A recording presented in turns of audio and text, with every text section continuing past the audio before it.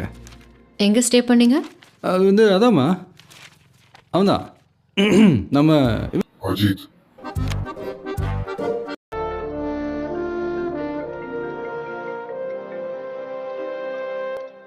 Hello. Hello Ajith அண்ணா. சொல்லு மனு.